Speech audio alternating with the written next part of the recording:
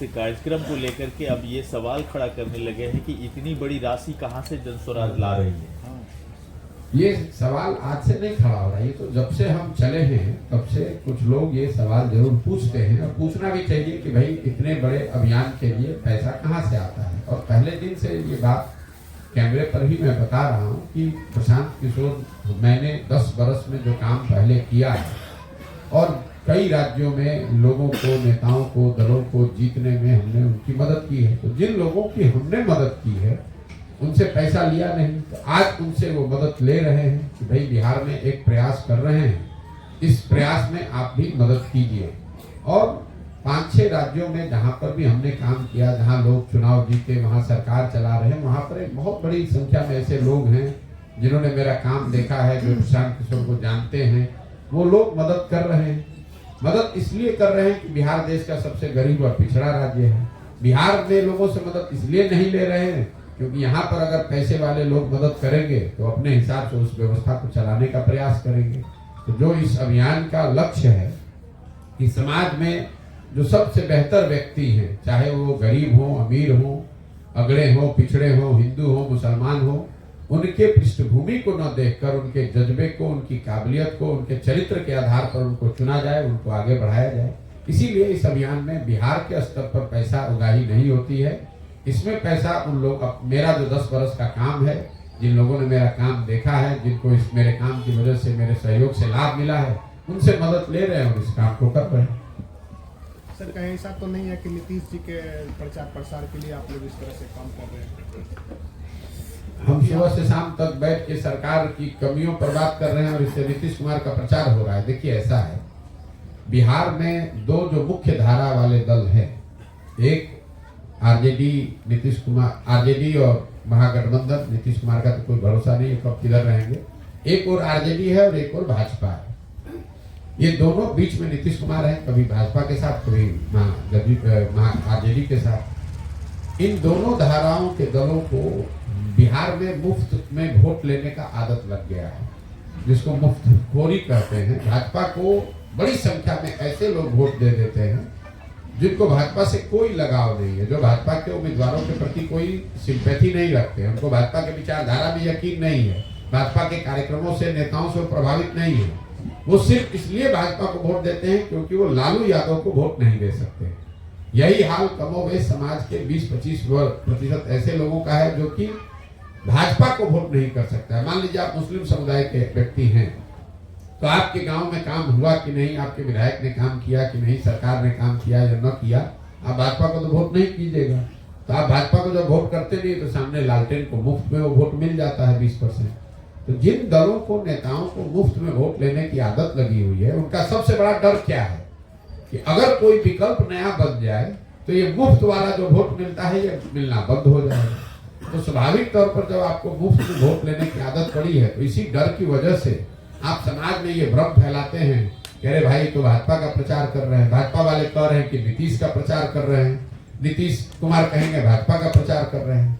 हम सिर्फ बिहार की जनता का प्रचार कर रहे हैं, हम बिहार के बच्चों का प्रचार कर रहे हैं कि आप खड़े होइए, आप जीवन भर मजदूरी करने के लिए नहीं पैदा हुए हैं। मोदी, नीतीश, लालू, राहुल गांधी, आपने सबको वोट देकर देख लिया, आपके बच्चों की स्थिति नहीं सुधरी। अब अगर प्रशांत किशोर को वोट दीजिएगा तो भी आपका स्थिति नहीं सुधरेगा। जब तक आप चीज को समझिएगा नहीं कि समस्या का कारण क्या है और उसके आधार पर आप वोट नहीं दीजिएगा, अपने बीच से अपने लोगों को नहीं चुनिएगा, अपने पैर पर खड़ा नहीं होइएगा, अपने बच्चों की चिंता नहीं कीजिएगा, तब तक आपकी स्थिति सुधरेगी नहीं। यही पूरे अभियान का मुख्य उद्देश्य है। इसी को लेकर पिछले 16 महीने से प्रयास कर रहे हैं। क्या जो प्रशांत किशोर बिहार के पड़ोसी राज्य में जाकर के जिन नेताओं को या जिन पॉलिटिकल पर्सन को अपने मदद किया है और आज वो मदद कर रहे हैं? नहीं, मदद कोई नेता नहीं करता है। आप मतलब कई बार जब मैं कहता हूँ मैंने जिनकी मदद की है वो मदद कर रहे हैं, तो कोई ऐसा थोड़ी कि वहाँ चीफ मिनिस्टर है वो अपने बैंक से पैसा भेज रहा है।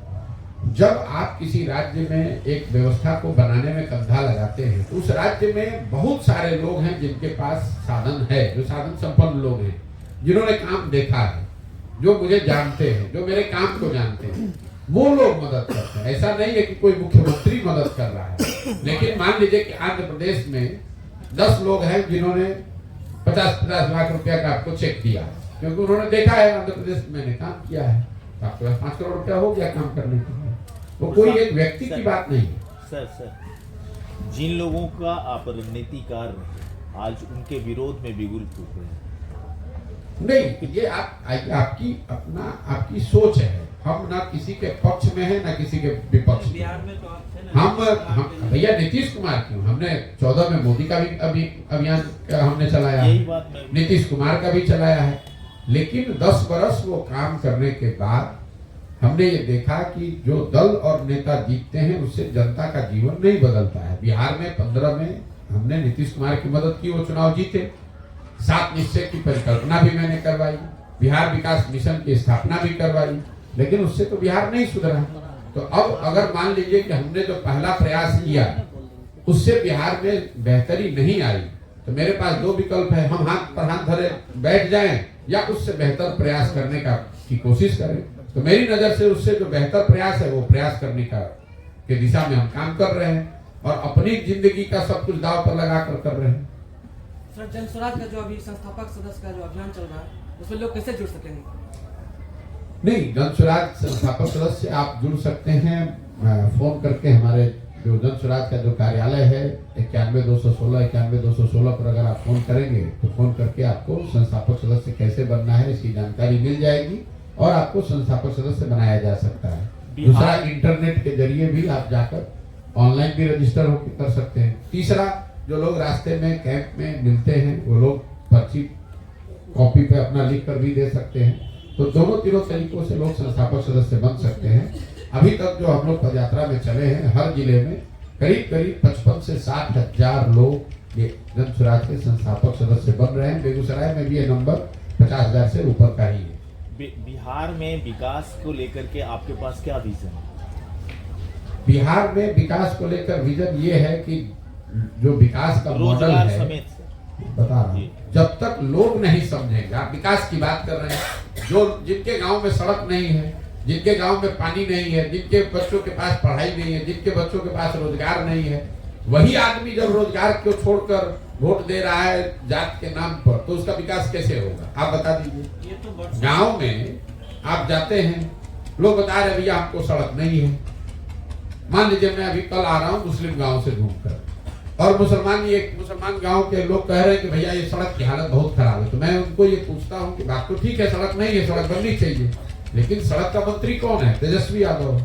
आपने पहले उसको वोट किया, उसने सड़क नहीं बनाया, फिर अगले चुनाव में उसी को जाकर वोट दीजिएगा, तो फिर सड़क कैसे बनेगी? तो जब तक आप ये राजनीतिक बंधुआ मजदूरी नहीं खत्म कीजिएगा, चाहे वो बंधुआ मजदूरी आप जात के नाम पे करते हैं, धर्म के नाम पर करते हैं, मंदिर के नाम पर करते हैं, भाजपा के डर से लालू जी का करते हैं, लालू जी के डर से भाजपा क्या करते हैं, कर तो रहे आप राजनीतिक बंधुआ मजदूरी ही, क्योंकि आप काम के आधार पर वोट तो करते नहीं है।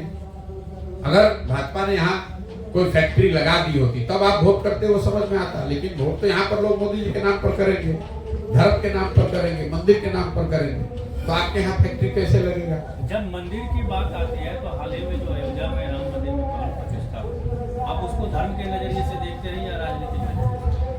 भैया मंदिर की जो प्राण प्रतिष्ठा हुई है वो तो धार्मिक अनुष्ठान ही है।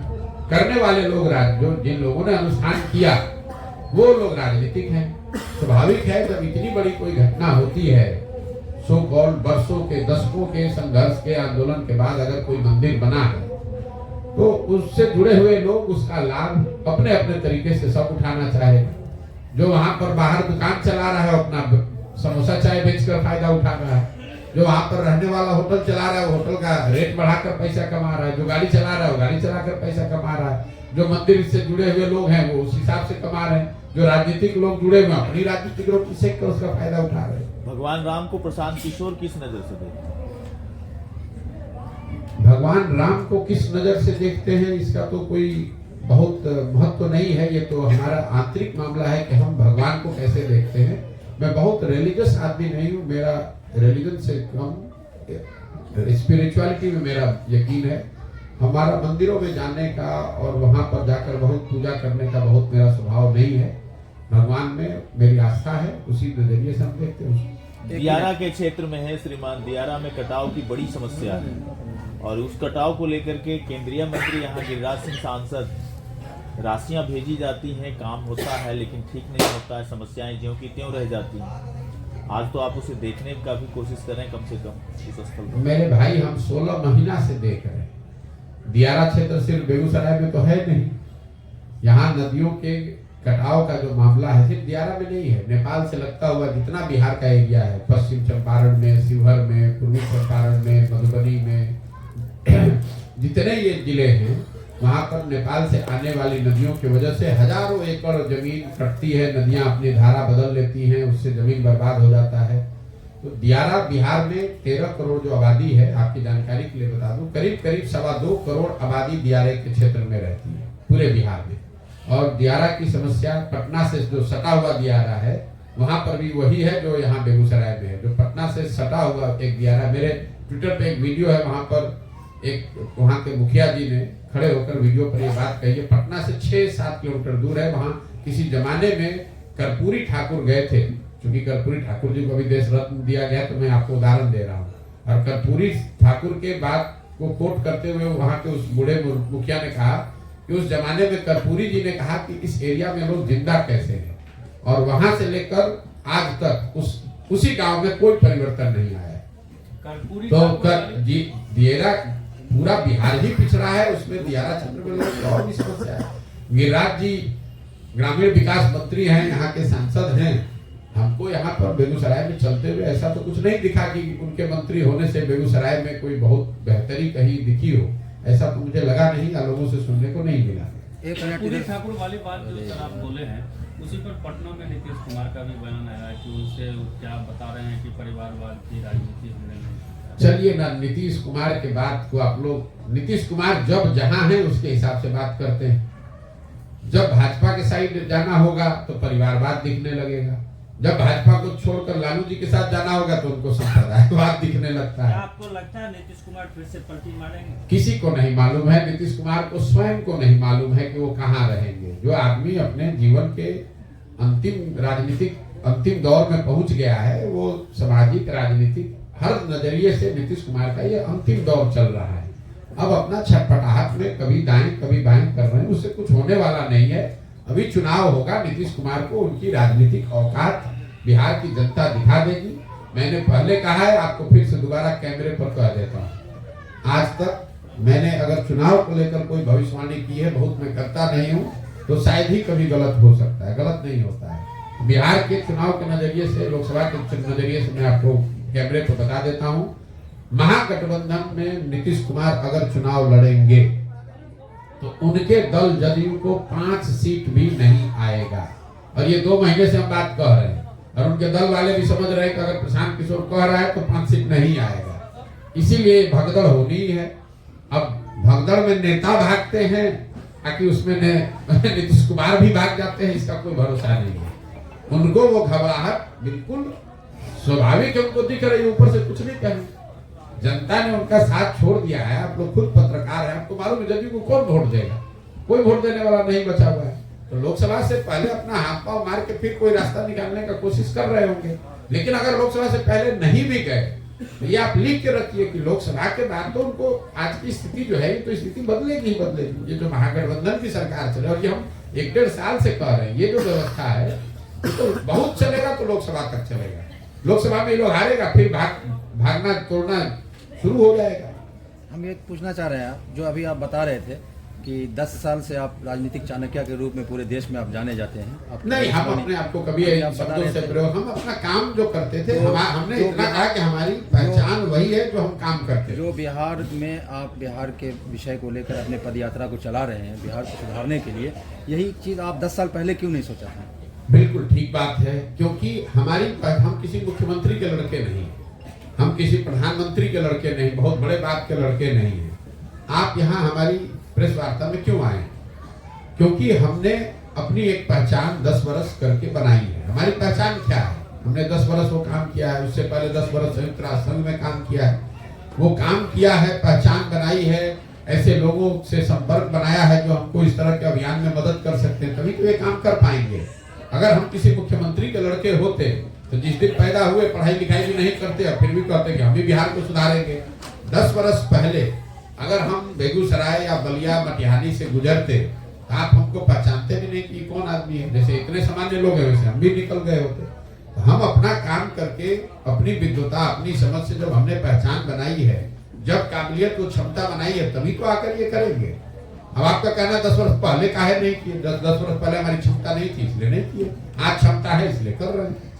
विकास वैभव भी एक सवाल और ये है आपसे कि जो आप पार्टी बनाने जा रहे हैं, जो अभी आप बताएं कि एक पार्टी बनाएंगे, तो वो पार्टी क्या लोकसभा में ही चुनाव लड़वाइएगा या हमने विधानसभा? पहली बात तो ये आप शब्दों का आप लोग मतलब बारीकियों को ध्यान नहीं देते हैं। बिहार में मुसीबत ये है कि नेता और समाज इसमें किसी भी चीज को बारीकी से समझने की धीरे धीरे कला ही हम लोगों ने खो दी है। हमने ये कहा कि हम पार्टी बनाएंगे, हमने कहा कि इस अभियान का लक्ष्य है कि पार्टी बनाया जाए और पार्टी बिहार के लोग बनाएंगे। जब वो लोग मिलकर दल बनाएंगे तो वो तय करेंगे कि ये पार्टी का नाम क्या होगा, इसका संविधान क्या होगा, इसका नेता क्या होगा। पार्टी कब बनेगी? जब पदयात्रा पूरी हो जाएगी। अभी तो हम आधा बिहार चले, आधा बाकी है। अभी जब बिहार में पदयात्रा पूरी कर ले तभी तो पार्टी बनेगा। लोकसभा का चुनाव तो अभी 2 महीने के बाद है, तो लोकसभा के चुनाव से पहले जब दल है ही नहीं तो चुनाव लड़ेंगे कैसे?